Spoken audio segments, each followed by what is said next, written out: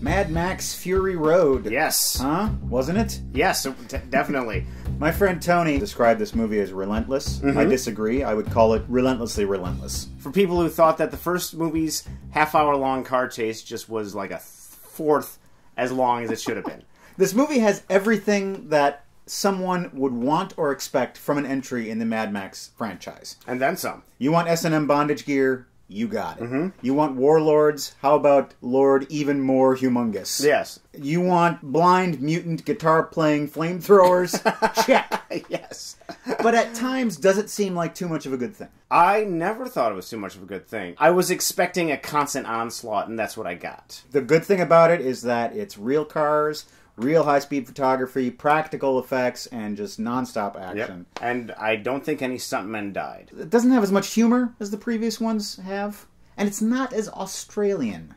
This one seems the most like a mainstream Hollywood movie of the four. Mad Max was the sidekick in the movie. Yeah, and he's like so a peripheral character. It was a different protagonist running the movie. I wish they could have done a Bruce Spence cameo. Oh, yeah. All they needed to do was when the cars were zooming by, just have him pop his head up from behind a sand dune, watch what's going on, and then pop back down. That's all we needed to see. Or he could have showed up with those feral kids from Terrordome, like they're all still together. Yes, Thunderdome. Terrordome? Oh. Yeah.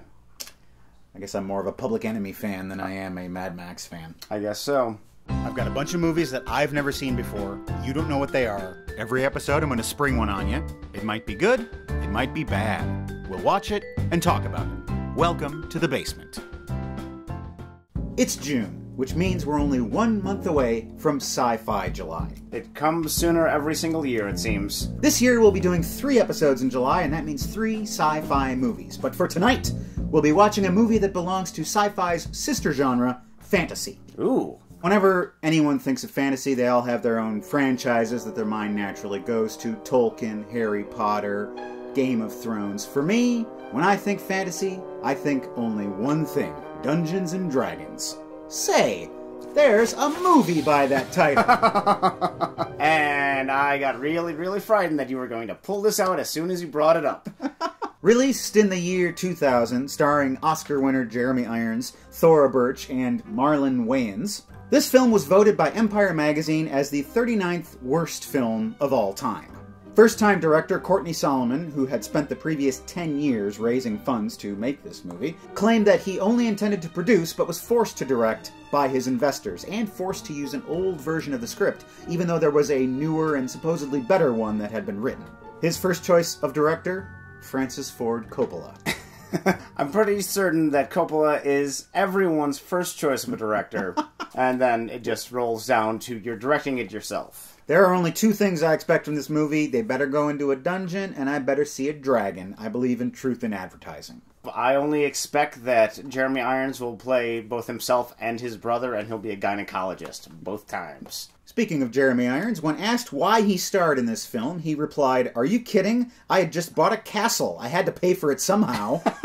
Jeremy Irons fulfilled every adventurer's dream, to retire from dragon slaying and dungeon crawling, and live in a castle. And that's what I have for you. My own castle? Yes, not to scale. Oh, it's a little castle. I can put my little princess up in the little tower. Not the big tower, that's for me. Princess gets this one. How are you feeling right now? You mean the fact that I'm getting over a cold, or the fact that I'm feeling sick? Well, strap on your plate mail and grab your halberd as we mount the old leather couch and descend into the depths of Dungeons and Dragons. It's down here.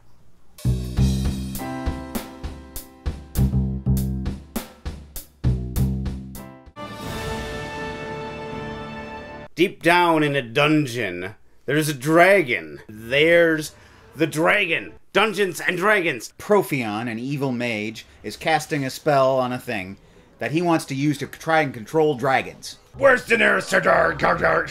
God damn it. My favorite character in Game of Thrones is Daenerys Targaryen. Tar. It doesn't work. So instead, he goes to the Council of Izmir and tries to convince them to take away Empress Savina's scepter. You know, the one that controls all the golden dragons. All people deserve to be free and equal, whether commoner or mage. Right? Meanwhile, 2 thieves... Why is it every time something bad happens, you gotta blame the mages, huh? Here we are introduced to our two main characters, Anacro and Ism. Ridley and Snails decide We should go break into the magic castle where they have all the magic, and then we'll be rich while they're sneaking around in there as noisily as possible.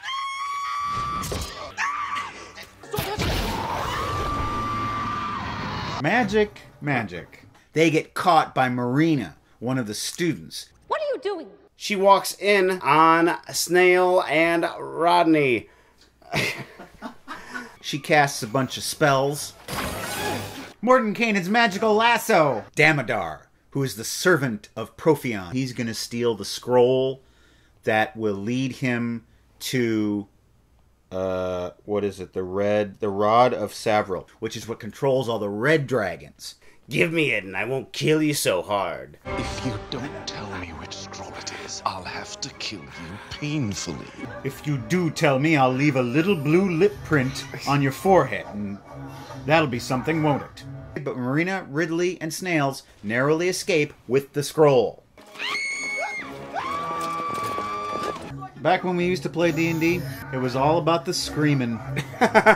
Along the way, they meet a dwarf. He joins them because I guess he's got nothing better to do. And the dwarf accidentally helps him out by showing him the escape route down into the sewers. Let's escape through the poo-poo water. Damodar goes back to Profion and he says, I didn't get the scroll. I failed you. For the last time? Maybe. Profion casts a spell that puts a stupid thing in Damodar's head. It looks like two little worms. And he's not going to remove the spell until he gets him the Rod of Savril. Our gang goes to a tavern. When we go out drinking, we're always like... That's why I don't drink with you anymore. No. So I say to myself, what do I got to lose? Paul Giamatti, Yeah. You so crazy. But we respect each other. Yeah. Unlike a bunch of backstabbing mages. Did he say just like a bunch of backstabbing bitches? No, but in our mind, let's think that he did. And they discover that this scroll is a magic scroll, and Marina and Ridley get sucked into it. Now they're both in the Take On Me world.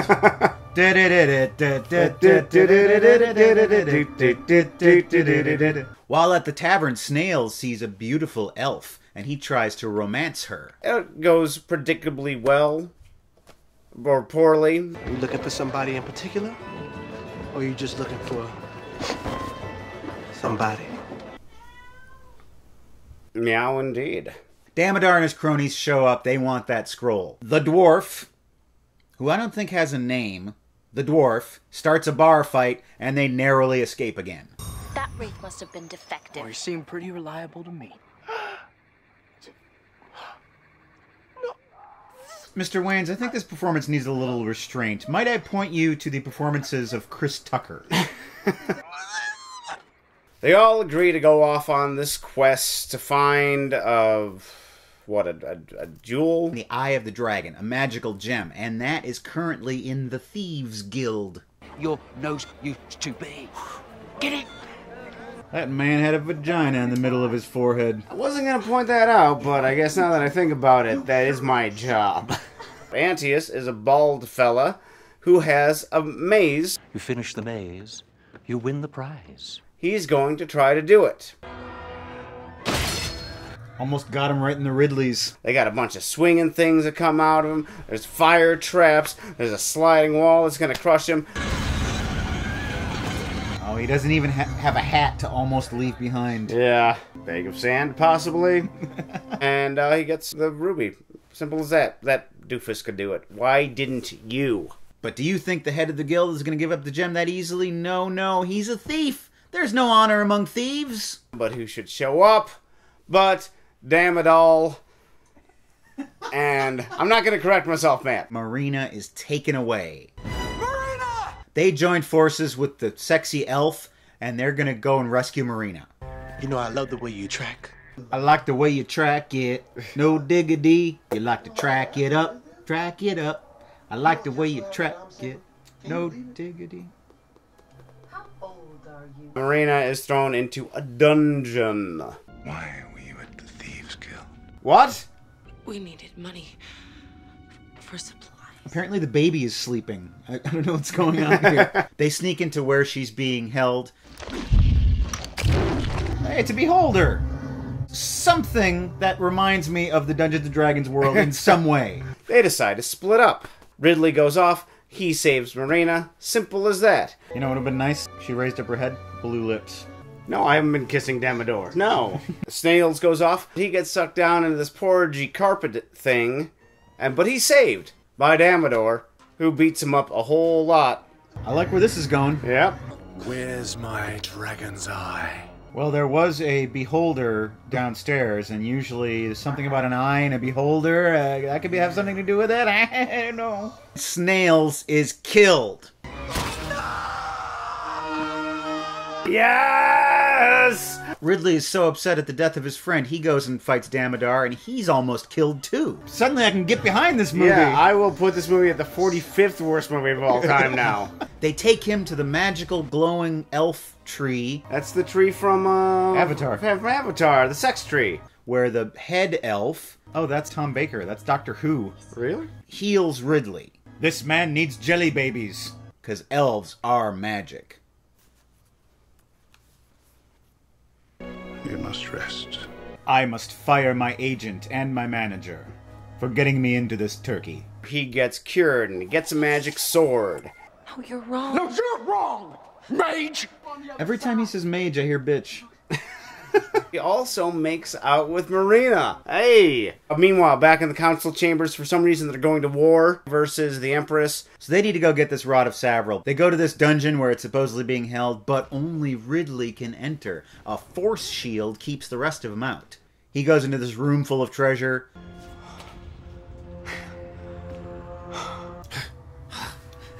He talks to a skeleton. Anyone who wields the power of the rod shall suffer a horrible fate. For I am the Crypt Keeper. Who gives him the rod, and he leaves. Meanwhile, Prophion's tower is assaulted by the golden dragon forces of Empress Savina. Prophion needs that rod so he can get his own dragon army. Damodar has shown up again and he's got his friends hostage. Give me the rod and I won't kill your friends. He hands over the rod and Damodar decides to kill him anyway. You said you'd let them go! I lied. He's gonna say I lied. I lied.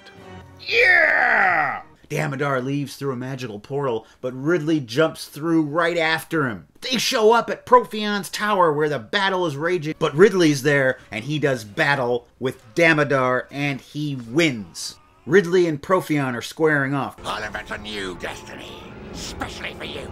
Does he have a bunch of bubblegum in his mouth? Ridley finally gets the rod back. And now he can control the dragons, but he doesn't want to be like Prophion. So he smashes the rod. Then the Empress shows up. How does she kill Prophion? What does she do? Prophion casts a little spell on her. Oh, he's getting her with a little boogans. Now is not the time for scatting. Looks like she's gonna lose, but then a golden dragon comes and eats him. The battle is over. Order is restored to the land. Ridley has to say goodbye to an old friend. Snails was an Orthodox Jew. That's why I stacked rocks on his grave. I just know he's going to come back. He's going to crawl out of that grave and he's going to be like, where the party be at? Ridley puts the eye of the dragon on Snails' grave and some magic happens. Maybe he's not so dead after all. Oh, because this stupid gem can bring people back to life. Your friend awaits you. God damn it. Screw you, movie! To be continued. Dungeons and Dragons. On a D20, this movie rolled a natural 1. The first thing I will say about this movie is that the casting director should be shot. Yes. These were the worst casting choices in every role. Mm-hmm. I can't accept the fact that it was merely bad direction. Courtney Solomon was a first-time director and didn't even want to direct. But you'd think that certain people would just naturally be able to act a little bit better. Jeremy Irons! Destiny! Thora Birch has some talent, but maybe she needs a guiding hand. And Marlon Wayans doesn't always suck. He comes from a family of comedy. I don't understand why everything he did was wrong. Jeremy Irons, his acting was pretty atrocious. But you know what? If I was Jeremy Irons in that movie, I would have done the exact same thing. Exactly. He knew what he was supposed to do. It's Wasn't going to be winning any awards for this. Yep, lay it on thick. I may as well ham it up. It's not like he has to give back the Oscar. No, that's true. In that way, his performance is somewhat inspired. Rarely do you see an actor of this caliber chew the scenery, swallow it, digest it, and void it. Now, I know you're not a big D&D player. No, I appreciate the game, but I never really played it myself. Everybody has some knowledge of it. Yes. As far as D&D authenticity goes, I think this movie had very little of it. And when you have such a depth of material, why do you have to rip off Star Wars? Why do you have to rip off Indiana Jones? Yes. Shouldn't be that hard to do. You start in an inn, you have adventurers coming together, everyone pulls their own weight to a certain degree. Sure. You have Goofus and Goofuser, you know. And when you think of any great action movie, are these the heroes you look to? I want to see Star Wars, but it only being R2-D2 and C-3PO and a Princess Leia who just, like, whines all the time. Yeah, I mean... It's like you want a strong woman in the part. And then you have a strong woman, you have the elf woman, and who the hell is she? There's a theory about action movies that they are the best possible outcome in the multiverse. This is definitely the only universe in which this guy could make it through here. Sure. And only lose one buddy. And only lose one buddy. That's the other thing. When you get through this movie, until you get to the final scene, you can say to yourself, at least Snails died. Mm-hmm. Not just because he was an annoying and unlikable character, but suddenly the movie raises the stakes. There are consequences. And in the end, of course, that's all just done away with in the way that terrible movies do. We seem to only be able to say negative things about the movie. Tell me a positive thing. The special effects were not too bad, considering this was 15 years ago. Yeah. I didn't think... At times they looked very cartoony and very video gamey, but the dragon battle was kind of nice. Yeah. I will say Jeremy Irons had a nice costume. All the costumes were pretty good. Yeah. This movie really just scratched the surface. Even though they seemingly had the budget... And they had a guy who was passionate about this project. He spent 10 years developing it. It's the thing that makes this movie particularly tragic. It's not just some coked-up Hollywood producer being like, what do the kids like these days? D&D? Yeah, let's write a script and, you know, we'll get it out by Christmas. You know, it's someone who really worked hard on it, and he was obviously screwed on all fronts. Final thoughts on Dungeons & Dragons? I can't wait until Gamma World, the movie. Alright, well, thanks for joining us for this movie. We hope that you enjoyed it. If you haven't seen it... Don't listen to him. You check it out. Make up your own opinions. Stout-hearted adventurers, journey over to our website, welcometothebasementshow.com. You can see all of our episodes there. They're all in one convenient place. Also, there's a PayPal donation button that you can click on to support our show. Just a few dollars here and there really helps us out. Has anyone done this of late? Absolutely. Tito, who says, I just want to hear you talk. That's what is happening right now. Yeah. William, Tattoo, Austin, who says, I watch movies in a completely different way now because of your show. Samuel, Tabitha, Ari, greetings from Finland. Mikkel, greetings from Denmark. And Wyatt, who says, of our 3 Cases of Murder episode, this is the first time I've been stumped. I didn't recognize the album cover behind Craig this time around. That was Billy Braggs talking to the taxman about poetry, and it's great. Let me open up our mailbag here. We got a couple of international postcards. One of them is from Budapest. Hey! Kate and Foulon? I can't quite read the names, I'm sorry. And from Mitchell over in the UK. He's studying abroad, and he sent us this Winston Churchill postcard. Ah. I'm going to do, and now it's time for Scene It, as a tribute to Jeremy Irons. And now it's time for Scene It! I'm an elf. Seen it. Tonight on Scene It, we're bringing back an old favorite, Scene It, Own It. These are movies that we have purchased with money. Or receive them as presents. Yeah. Kyle, 112183 writes, it is no doubt that you've seen Zack Snyder's 300. I have. Seen it. Tell us your feelings, Matt.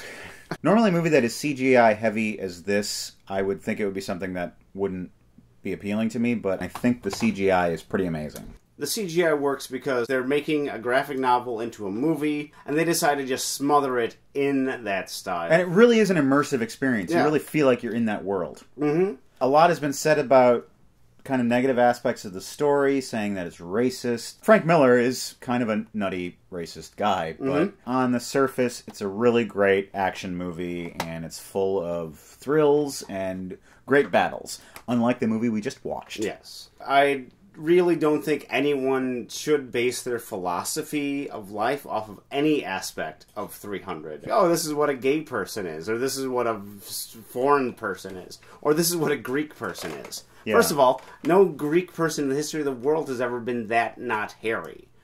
So it's like, it's flawed right off the top. Red Sands 1001 asks, Tropic Thunder with commentary? Seen it? Own it! I have seen the movie. I've listened to most of the commentary. I'm surprised I didn't listen to all of it. Probably the most entertaining DVD commentary I've ever heard. As promised, in the movie, Robert Downey Jr. does the entire character as the character he plays in the movie, playing the character that he plays in the movie within the movie. Can you tidy that up a little bit? No, I cannot. Okay. It's really fun commentary. Jack Black is just eating a burger the whole time. Everyone in that movie goes farther comedically than they ever have before. And really tour de force performance by Tom Cruise. Tom Cruise, yeah. You forget that he's in it, don't you? I know, and he's so funny in it. Matthew Bronco. I just watched The Good, the Bad, and the Ugly for the first time. I thought the overall narrative of the movie was how you treat your enemies. What do you think? Well, I've seen it. And he owns it. I've seen it too. Yeah, I went to visit my folks, and my dad was like, here you go. Good, the Bad, and the Ugly on Blu-ray. And I was like, yes, please. That is a really good father you have. Last night, about 11 o'clock at night, I popped it in. Watched about 90 minutes of it. I wanted to watch more, but it was late. But what's really interesting, the title, The Good, the Bad, and the Ugly, none of those three guys really are any of those things. Even though they're labeled as such. Yeah. Because all of them are all three things. Yes. Lee Van Cleef, who is the clear villain of the story, he has a sense of honor and duty that the other two guys are completely bereft of. I guess the movie for me is just the ambiguity of men. What do you think of Matthew's assessment? How you treat your enemies? What do you think of that? How I treat my enemies? I think it's how you treat your friends. Yeah, when you screw over your friends, they come back and they get you. It isn't necessarily about friends or enemies, but alliances. Yeah. And, you just have to choose what alliance is better to keep. Mr. Shoryuken1 asks, have you guys seen The Adventures of Prince Ahmed by Lotte Reiniger? It was the first feature-length animated movie released in 1926. Seen it? Own it. I have also seen it. I think that this movie is nothing but amazing. The movie's stop-motion animation. There's really an attention to detail, and every character has a unique personality. The way they move. And the amount of detail work of just like the smallest gestures. Also when you can see their eyes. That's really a time when the characters come to life. Well, that's seen it. And that's our show. Hey, we made it through Dungeons & Dragons. Like the end of a long, dark, dank dungeon. We're now done with it. We hope you join us next time here and Welcome to the Basement. We're going to be watching another movie. We're going to be having another discussion. It's going to be a fun time. We'll see you then. Bye.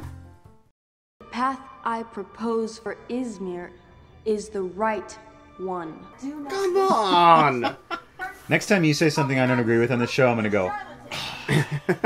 A wonderful performance.